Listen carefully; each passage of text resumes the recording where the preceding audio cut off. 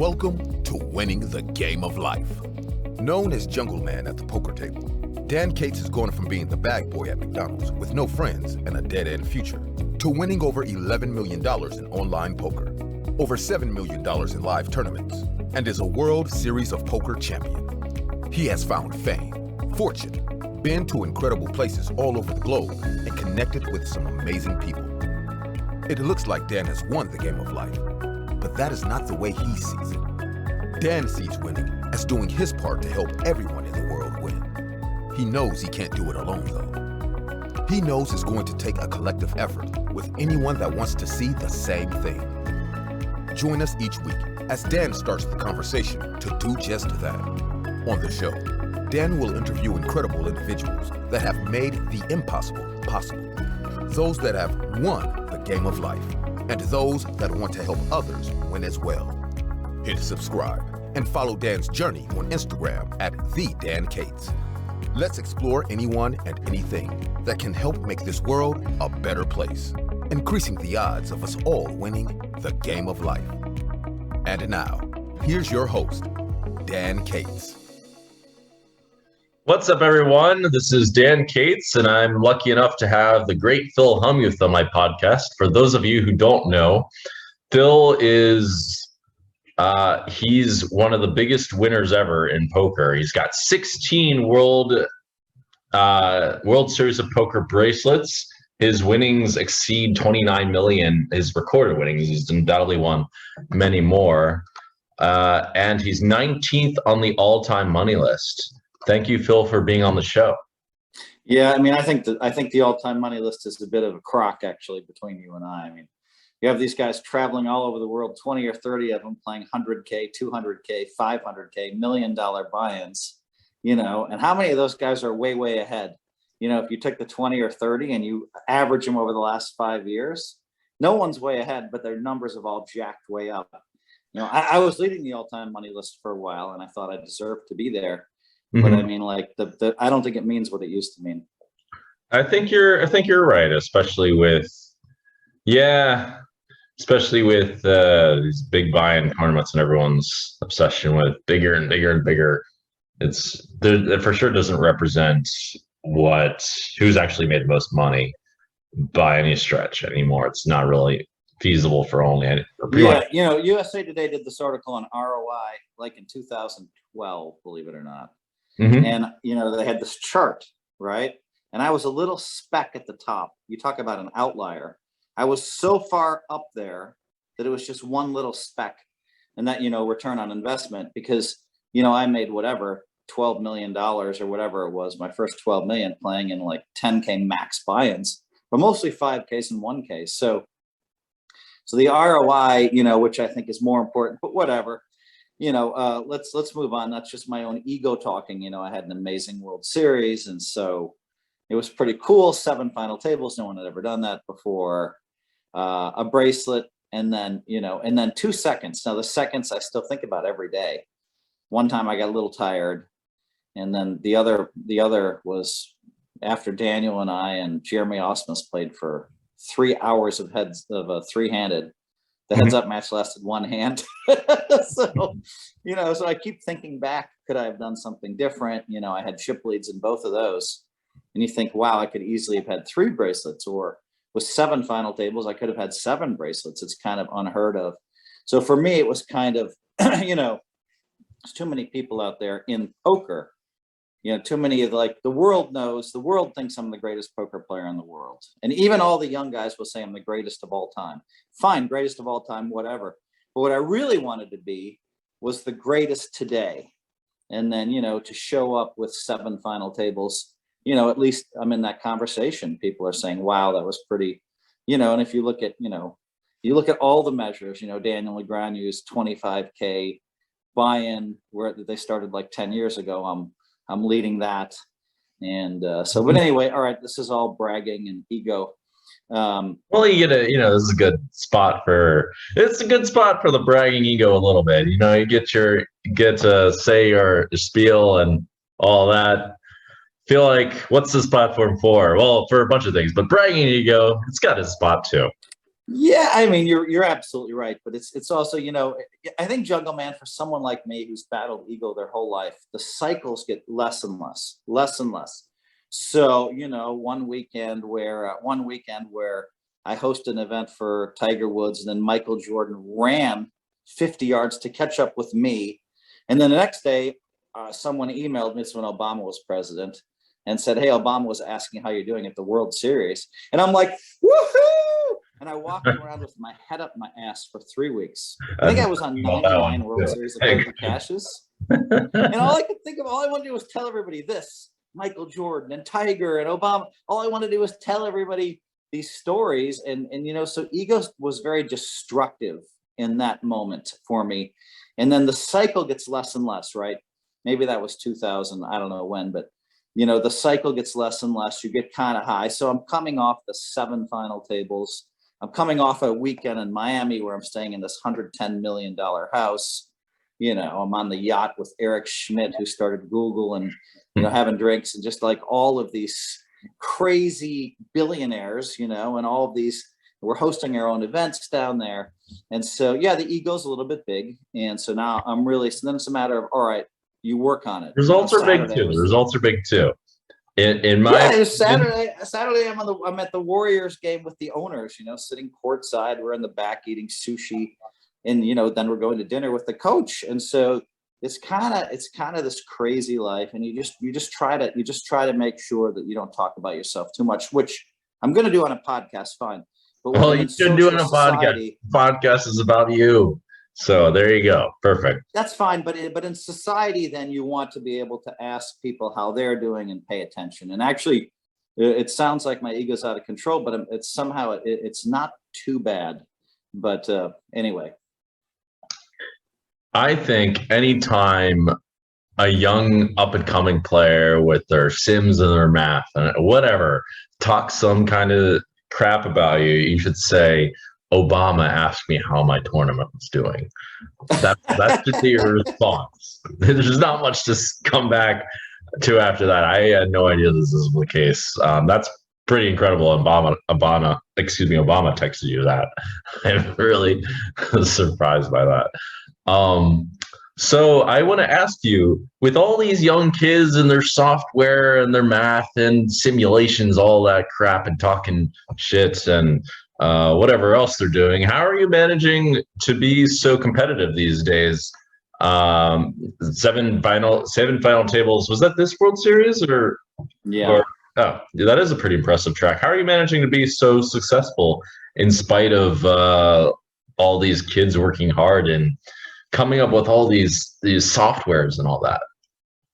Yeah, I thought GTO was flawed from the start. And I didn't spend any time looking at it. I waited a couple of years. Then I finally spent an hour or two looking at it, and I'm like, oh, that's what they're doing. These fucking people are floating me. It's kind of unbelievable. But the very next day, I won a bracelet. The very next day, I entered the No Limit tournament. And a day and a half later, because it was the turbo, or maybe it was that day. I think it was a day and a half later. Yeah, even the turbos are 2 days.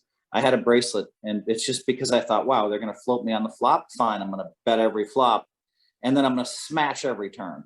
And so, so I'm just actually picking up free money if they're going to float me because they think they're going to outplay me.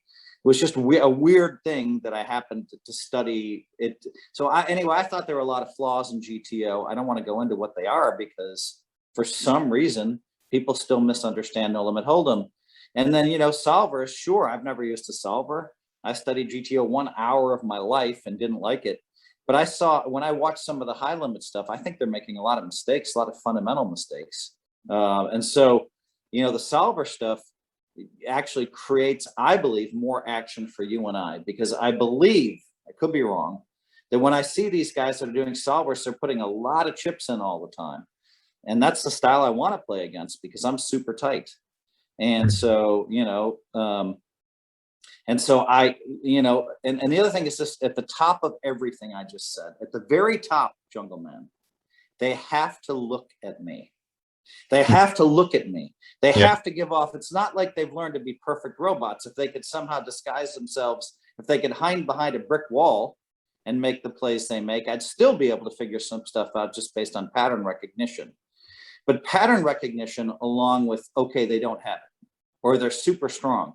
That's what the gifted no limit hold'em players have. The ability to know whether people are weak, super weak, or super strong, and then you can use that to your advantage. So to me, no matter what strategies they come up with, they have to use it, and I'm going to have a chance to read them. Mm-hmm.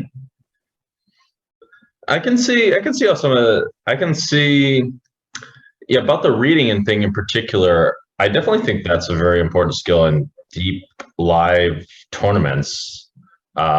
More so deep, because that's when really all the pressure's on. I personally, as someone who I find, I imagine people don't exactly view my bluffing reputation to be pretty clean. I've ran some pretty animal bluffs or whatever, but I will say that even during like deep in a final table, as little that I care, I find the pressure to be immense during a final table deep, and I'm not so sure that I hide it perfectly. So I can only imagine that if you have the ability to read people very well, especially when it really matters, well, that's when it's hardest to hide. That would come really in handy, and that is a skill that I think that is very hard to teach, and also that a lot of these online guys will lack, especially if they're new to live poker. Because I personally found I found it easy to make a number of mistakes while adjusting from live poker to online. There's this book called EQ, right? It came out maybe 20 years ago, right? And reading people is not a learnable star quality, right? So, I mean, I started experimenting with this in the 80s because I started making so much money in poker when I first came in the 80s and 90s. I thought this is just easy, right? And so then I trained all my friends, but they didn't have that reading ability. And so no matter how much I tried to teach them what the reading ability was, they couldn't ever get it. So I think maybe in life we're capped, and we can probably take it up 20% from our cap on reading ability. I mean, that's the one thing I have going. What's the difference between me and everybody else? And maybe Negreanu has this, and a few others have this great reading ability, and that's why we can continue to stay relevant. But by the way, to come back to what you said, it also comes up in limit games. You know, having just made, and I made 7 final tables. Sure, no one's ever done that before, but I didn't even do one in Hold'em. And everybody's like, oh, Phil's only a Hold'em player. I did it in 7 different games. And so, you know, but I found myself when someone raised, say, an Omaha 8 or better. I remember folding ace 3, 5, 8. I hated to fold it. And the ace 3 was suited out of the small blind. And I'm just like, God, he has it this time. He has like the ace deuce king. And I'm just going to fold. And, you know, you could argue that mathematically I could play that hand or not. But the blinds were very big at that point. And if I get involved, I could have lost almost all of my stack in one hand. So I think that reading ability also comes in the limit games. I could see where it comes in. Certainly, again, deep in tournaments, it seems really, really relevant more deep in tournaments than in cash games. I could see, just because. Jungleman, I was playing a Raz tournament. Okay, and this we're talking 2019. Excuse me. I'm playing the 8-game mix or whatever it was, 8-game mix in Razvedov, and we've got about, I don't know, 20 players left. I don't even think we're in the money. And someone raised, and I had a deuce up, but I had a king queen in the hole. And I had like literally 2 big bets left. So when I re-raised him, I've just put half my stack at risk. And he studied for a minute. Queen in the hole and Raz? Correct. No way. Yeah, I mean, I thought I was gonna ante off otherwise. And he said, well, Phil always has it. And he folded, kind of a name player, right? And I just sensed he was weak. Well, I mean, I think I'm probably going to be eliminated shortly thereafter, but I won that hand, which gave me another big blind and a half. Now I'm up to a little more breathing room. And then what happened was I ended up making that final table and I ended up finishing 3rd. And then about 4 days later, we had the 25K 8-game mix. And in that one, I got to a massive chip lead. And that was one of those times where I got tired. I think I'm supposed to win that bracelet. The other guy didn't even play half the games, and we're playing an 8-game mix. And I think so. I mean, I end up with a 3rd and a 2nd over in Razvedov. And then the very first tournament out of the box in 2021. So, I mean, the last real world tournaments, I had a third and a second. First tournament out of the box, I make the final table in horse. And then over that 17 days, 5 more final tables. So it's kind of incredible to have that run that I had in the mixed games. But yes, sometimes you have to use your reading abilities in very weird ways. And, I just laid it all on the line in that hand. And like I said, I was getting short and I just sensed weakness and said, fuck it. I hope you showed. That's the King, Queen, and Raz. Hell no, I didn't show it. I haven't I done folded anything it like face down. And the guy asked me, did you have it? And I pretended my music was on. Oh man, I'm not even crazy enough for that one, man. That one's really intense. How did you get started in poker?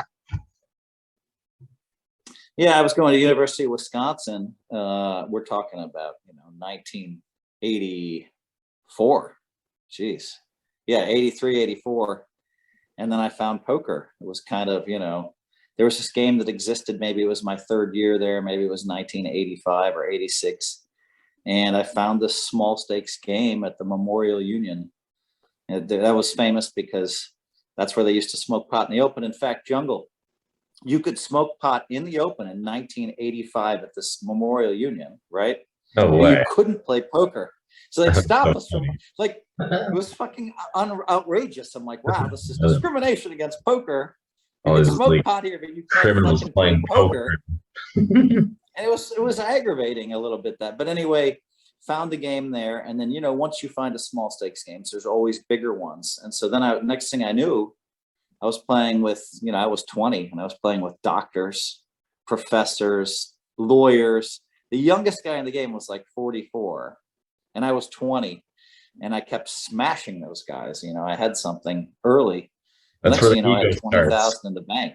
I had 20K in the bank. I paid off my student loans, 1985, 20K?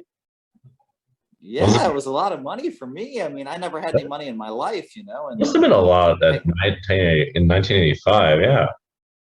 86, 87. And then I started going to Vegas right when I turned 21, and I just lost 10 trips in a row. But I also played other games like Baccarat, craps. I played those games.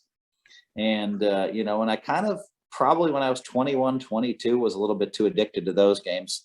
Not to where not to where a lot of people are addicted, but I liked them too much. And pretty soon, by the time I was 23, I'd quit all those games. Now that I'm, older, I'll go play those games for fun or entertainment. I'll play blackjack. I know that I'm even money, or I'll play a little baccarat just to hang out with people. But that's just like the money's completely irrelevant to me now when I play those games. I think a lot of people that are listening to the podcast would like to hear about the story of you losing 10 trips in a row to Vegas or having issues with house games, just because I think, no one's really perfect. And certainly with someone as much success as you, to hear that you had something as struggling, and struggled as hard as like losing 10 trips in a row, that must have been very frustrating, especially when you're trying to have all You're these. right, and people like to hear some of the like to hear that it's not just straight up, and it's not just straight up, Mm-hmm. Yeah, so we're talking about those. So I mean, I'd go back to Madison, I'd win 2, 3, 4, 5,000 in my game over a couple of weeks, and I'd go back to Vegas, and for 9 trips in a row, I think maybe on the 7th trip, I did it to myself, Jungleman. I ran out of money, and I'm sitting with and I even used up like all of my change. And so I'm caught in a Vegas hotel room with zero money. Maybe I had like 40 cents. And I somehow have to get to the airport. I have to check out of the room. I'm not even sure that I had the money to pay the checkout in the room. Probably did, but I think maybe I'd prepaid but anyway, I don't think I had a credit card. And so I remember that was miserable. And I told the taxi driver, I said, listen, before I got in the cab, I said, listen, I have zero money. Can you take me to the airport? And he said, what the hell? Takes me to the airport. I called my mom. I'll never forget. This is a very, huge moment. You're spotlighting one of the big moments in my life. And my dad picked up the phone and I'm like, fuck. My dad is a PhD, a JD, an MBA, and he hated that I was playing poker. And he's like, well, I think you should, hitchhike home and learn a lesson the hard way. And I'm like, Jesus. I'm like, listen, I have money. I did have money at home. I had like $800, in cash. And I said, Mom, just pay my plane ticket and I'll give you the money when I arrive back home. It was like $220 or something for my plane ticket. And she said, this is the last time I will ever help you, because you have 4 younger brothers and sisters. And to their way of thinking, I was a compulsive gambler, right? I was an addict. And, they were, I guess they were partially right, but they were mostly wrong. And so she paid for the ticket. I gave her the money immediately when I arrived. And so it's not like they ever helped me. My parents, all right, you floated me money for, 7 hours till I could pay you back when I landed. But I didn't blame them. They didn't have a lot of money, and they had 4 younger brothers and sisters. They had to pay for their college, or they want to start giving me a bunch of money because I'm playing poker. No. So, but that was a really tough moment. I remember, Jungle, I was really hungry, and I just ate a ton of peanuts on the way home. And I remember hating peanuts for like 10 years. Every time they brought me peanuts on the plane, I'm like, no, for like 10 or 15 years, because it's such a bad experience just to gorge yourself with peanuts because you had nothing else to eat. And, my story isn't as bad as a lot of people's, because I was able to pay my mom back. So there's some responsibility there. And then I never made that mistake again. I said, I'll never leave myself in that spot again because I can't depend on my parents. And then I got a credit card after that. And of course, I made a bunch of money in Madison again. Probably got my bankroll up to 4,000 or 5,000. Went back to Vegas again. So 9 losing trips in a row, a lot, mostly playing casino games. And then by the 10th trip, it was the strangest thing. I started winning all this money playing poker. And I felt sick. I called my mom. I said, why do I feel bad? I've won all this money. She said, you're used to losing. It's a new sensation. I said, well, I hope I get used to this sensation. So I remember I left 10 or 11,000 winner, which was a lot of money. And I kind of developed the habit of winning from then on out, but it wasn't easy and it wasn't straight up. There were times where I busted myself, Jungleman, cash wise, but never asset wise. So I bought a couple of cars, and so I'd have, $50,000 worth of cars, a watch, a bunch of money in my retirement account. And so I'd be low to my last 1,000 or 2 on cash. And I just always seemed to run it up from there. It was kind of crazy what desperation can do. And then, I bought a penthouse condominium for $185,000 after I won the main event. And so, I paid it off though. There was no money borrowed, and I had a car and a penthouse condo. And so from that sense, my life was amazing. But then I'm fluctuating between $1,000 and $5,000 in cash, and I refused to borrow money in the house. I refused to borrow money from my friends. And so I would drive up to Escanaba, Michigan, from Madison, 4 hours on Wednesday. I was married with a kid, and I would play 10-20 poker for 3 days. And I'd come back with $2,000 or $3,000. And, there was some work involved back then. That's sort of a similar problem. I've done something similar, but not to the same extreme. I never had the pit game problem, which this podcast is also a good lesson in not playing pit games. If people who do that needed more reminders, I'm tempted to ask you a bit more about that experience and getting over it. And I think one of the reasons why your story is inspiring is because it seems that you had success and you went to the bottom and then got out, which I think is harder than starting at the bottom and just going up, if that makes sense. It's harder to kind of swallow your pride and rebuild after that kind of fall. And then let me tell you the swallowing pride part, if you want to ask about that. Is that what we want to talk about? I do. There's many things I want to talk about. Let's talk about the swallowing pride, because this is where it came in. Well, all right, let's talk about the swallowing pride. So Ted Forrest started staking me, and so it was the weirdest thing. You're not going to believe this. I said, so I was worth whatever by 1998, and I said the minute that I had $1 million net worth, I'm going to get staked. So everybody else would get down to 0 before they got staked, or they'd borrow. So I established I'm not going to borrow money from poker players. I'm not going to loan money to poker players. Okay. Because eventually I reasoned I'm going to have $100 million and everybody on the planet's going to owe me because I thought I was really good. And so if I start this, it's not going to end well for me, number one. And number two, I can't support a bunch of other players. So I remember my wife and I were at this, like, we were at the Four Seasons in San Francisco. And I said, honey, I'm a toast to me getting staked. I'm down to my last $1 million. And she got really mad. She said, what are you toasting for? What do you mean you're going to get, why are you toasting? I said, honey, I'm not toasting it. I'm toasting the strength of my money management. Because no one in history, when they got down to $1 million valuation, maybe I was at 1.4 at the peak and I came down to $1 million, including my house and all my assets, you know, and my retirement account and all that. No one in history had done that. And so I said, honey, I'm celebrating the fact we're never going to go broke in our lives. Because if I can get staked, you know, and so then Ted staked me for about 3 years. And the hole got deeper and deeper, Jungle. It was like I lost 50. First, I won 150 and we got 75 each. And then I started losing and losing and losing. You know, tournaments you don't always hit.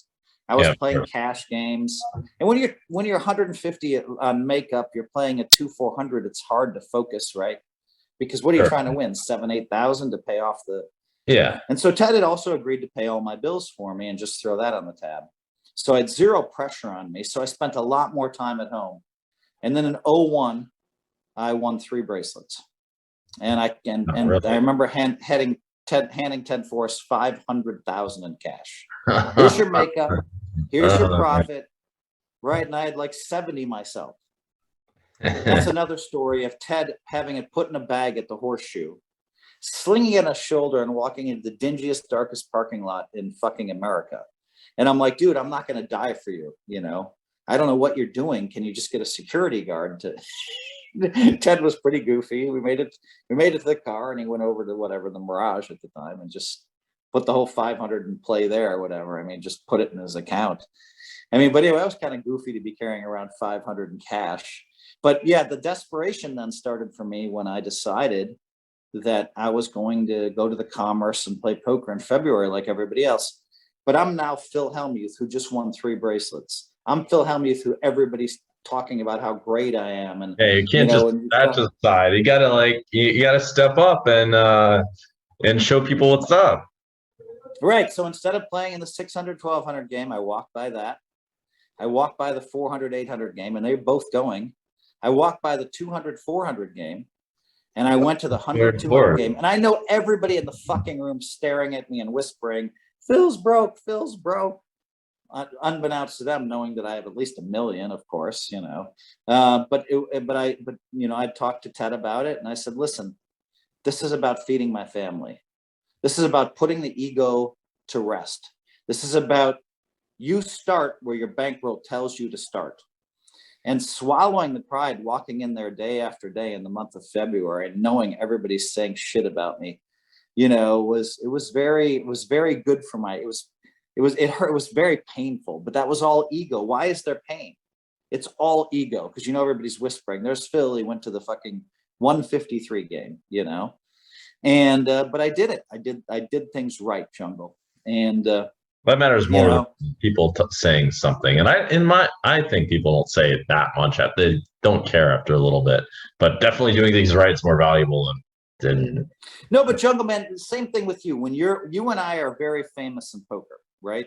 Mm-hmm. Everybody knows you. Everybody knows me. And when they see us playing small, they can't help but say something. That's just the way it is. You can't be the biggest name in poker, which I am or was. And you can't be that big and expect to walk in a room and play in like the 4th smallest game without somebody. So I'm sure they were all talking. I saw them pointing and laughing, but I just said, fuck it. This is about feeding my wife and kids. And oh, by the way, I have a house that is now worth $3 million because I got lucky with my house. Went from 900 to 3 million in 3 years because I'm in Palo Alto. So I had a $3 million house paid for. You know, and so they don't know this. And I had whatever, another 500,000-600,000 stock or market or whatever, but I'm choosing my poker bankroll was 30,000 or whatever, or 20. Yeah. And, you know, and so everybody's, oh, why don't you borrow money? You could do this, you could do that. No, I'm going to fucking do it the hard way. I'm not going into debt. That's the real way to do it, is to do it the hard and the right way. It's just the hard. It's hard to do, man. I know you struggled for a while there, Jungle, when you had money, when all your money got locked up. You were you were playing some games, and it was hard for you to play in the big game, and and that's just a little bit of a struggle. That's the way it is. Yeah, I learned different kinds of lessons during that period. A bit of a longer story. Well, now that you've reached the pinnacle of poker success, I mean, it seems like it shows in all these extravagant and let's say less obvious ways to a lot of our poker audience. How should I say? In ways that people in our poker audience don't necessarily appreciate, I think is a better way to put it. I see you've got the Bitcoin Platinum hat. I kind of have an idea of like the kinds of things you do in Los Angeles. And, even you were mentioning like you're involved with some businesses, and this sort of stuff intrigues me personally. And I think this is, how should I say? Another aspect to success. Well, go ahead. However you'd like to take it. Well, I think it's interesting. Yeah, we've got the business stuff going on, right? And it's just like the celebrity stuff. Who knew this was going to come? But back when poker started becoming big, all these A-listers wanted to hang out with me, right? Mm-hmm. And they wanted to meet all the poker players. But for some reason, I formed bonds with a lot of these guys, and so now I find myself connected to tons of A-listers, U.S. presidents, and like it's just kind of crazy how I'm connected to I was in Italy with Elon Musk a couple months ago, right, for 4 or 5 days, and just kind of the crazy stuff that happens. He challenged me. He wanted to play. He wanted to bet. He wanted to bet some Dogecoin on one of his guys versus me. It would have been fun. And so it's just kind of crazy. I find myself in these crazy circles when I go to Miami. It's just I'm on yachts and I'm in this $110 million, and I fit right in with all the people. And they're all my friends. The Chicago billionaire group, I like to call them, and we host our own party with rappers and and fighters, and they all want to hang out with me. And so it's just kind of this weird thing where, I'm grateful for it. I wasn't expecting it, but my life's become very aspirational. Even when I flew to Miami, my friend's like, hey, if you want to fly 12 hours later, hop on my jet, And another friend's like, hey, if you want to fly home a day later, hop on my jet. And I just took the commercial flight both ways. I mean, for one reason, I get to not talk all day, which I kind of like because I'm pretty busy. And then Jungle, all this business stuff's been crazy. I'm on 15 advisory boards. I'm helping all these companies. We did 3 SPACs. I brought the company in. I brought Rush Street Interactive into my SPAC. So the way it works, I put in 300,000 into my SPAC. So you send in you wire it, and the next day it's 900,000 on the street. So now you're in a stock, but you can't sell for 18 months or whatever, or 2 years or whatever but you're tripled up. Now, if he doesn't find a company, I lose the whole 300. So it's a gamble. If he finds a great company and that company doubles, now you're up 6x. So I found Rush Street Interactive, as the company, and Rush Street's trading at around 18 right now. I have to look at, it was at 20. So at 20, I have 1.8 million from my 300K that I put in a year and a half ago. But also, since I found the company, they gave me a couple $1 million bonus, right? Because I brought the company in, I vouched for the CEO of the company, and the company, I also vouched for my SPAC, 2 very powerful business guys. And so they gave me a couple $1 million bonus, which was stock and cash. And so that was a lot of fun. And then that led to our second company, which was Genius Sports. Now, we're not going to come up with Genius Sports if I'm not involved. I didn't find them, but because we were in the gambling space, Genius Sports availed itself to us, right? And they're a duopoly, okay? They have an exclusive deal with the NFL. 95% of the people that bet on the NFL, they have to come through Genius Sports for their data rights. And so then Genius Sports, and then the other one, then our third SPAC, which I had nothing to do with, I can take zero credit, is we did this IONQ, we did this quantum computing company, and that thing was at 7, and then it went all the way to 30 because it's the #1 quantum computing company in the world. I think it's floating at around 20. It was up 2 today. It was down 2 today.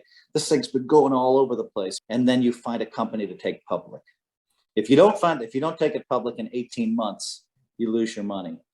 So anyway, that's been fun. I've been doing that, and I've accumulated quite a bit of wealth just from that. But I love the business stuff. I mean, for me, I will say this, Jungle, I have this thing during the series. I say no business calls from anybody. I don't care how important it is. What does that mean? And all the CEOs agree to that. So the 2 months I'm just focused on poker, but the minute that's over, my foot's in business. In fact, I have a call with Prize Picks. I think we're doing 30-40 million in revenue in bets per month now. Prize Picks is an app so I'm meeting with the CEO in a couple of hours, and I'm going to meet with the CEO of Fluid Form a couple hours after that. This one is 3D printing heart valves. We're on the cutting edge science of the world. How am I involved in this, Jungle? Because when you build companies, you need somebody like me who can raise money, who can put you in front of the smartest people in the world. And so it's been this crazy run. I mean, that's just what's happening this afternoon is I have to meet with these 2 CEOs one-on-one. I don't like to advise. I don't want to be advising 10 people in the company. I want the relationship with the CEO, and it's been a lot of fun. Anyway. Yeah, I feel like even I'm thinking, wow, this is pretty impressive. I had no idea that you had like this much business stuff going on. I feel like we like skipped somewhere at some point because there's you winning all these tournaments, and then all of a sudden, boom, A-list celebrities, and then and now you're like a serious businessman, and you're involved in all these like companies across many different fields, and it sounds like you're providing some strategic value for them too. What happened in between all this? How did you get on board from poker to this like higher sort of platform? In my opinion, like the world of business is like, I view it to be something like a bigger game than poker. This is part of what it's 1,000x bigger than poker, right? Yeah. You know this, and I know this, and the businessmen know this, right? I mean, you look at the top 10 big names in poker right now, and you look at the guys that are playing at the Bellagio every day, half those guys are broke. 3/4 of those guys are broke. You have money, I have money, but we know a lot of these guys don't even have money, so they're working hard. They're playing 1,000, 2,000. They don't have any money. They're getting staked. But to come back to the business thing, I think in 1997, I decided that I love my wife. I've been married 32 years, and I love my kids, and I want to be home for them. So I decided that I was going to become a businessman. And then things slowly progressed. I think I joined this company called Lasso Gear. So we do socks. And so they're the best socks ever made. James Harden wears our socks when he plays. Cam Newton wears our socks 24/7. All these major athletes, Draymond Green works out with our socks. All these major athletes are wearing our socks, and they're the tightest. They fit all the way to the knee. I've never had socks held up before.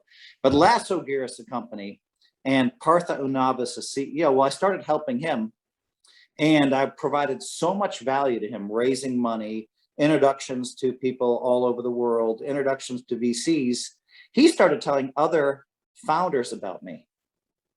These other founders started coming to me, and then other founders told other founders. And all of a sudden, kind of the word of mouth, Phil can help your company. How can I help? I'm really, really good at the seed stuff, right? So if you have a company that's worth between 2 and 10 million, I can help you raise money. I can help you with strategic vision. They love the strategic vision. And my strategic vision is great at the beginning, right? Company building. But then at some point, like let's talk about Lasso Gear, right? At some point, we hired Uli Becker, right? Uli Becker was like the CEO of Adidas or COO of Adidas. The minute we hired him, I'm like, all right, I'm not as useful, because here's a guy that knows a lot more than I do. That's industry specific, right? Yeah. And I was right. The minute we got to Uli Becker, Phil started getting called a lot less. But I still helped the guys get from 2 million valuation to 12 million valuation by raising money, by providing contacts, by, Andrew Bogut invested, he's great. He's an Australian connection for us, right? He can help us. He owns a team in Australia. I introduced him to Kevin Durant's agent. I introduced him to Draymond Green. I introduced him to Steph Curry's agent. I introduced him to all of these.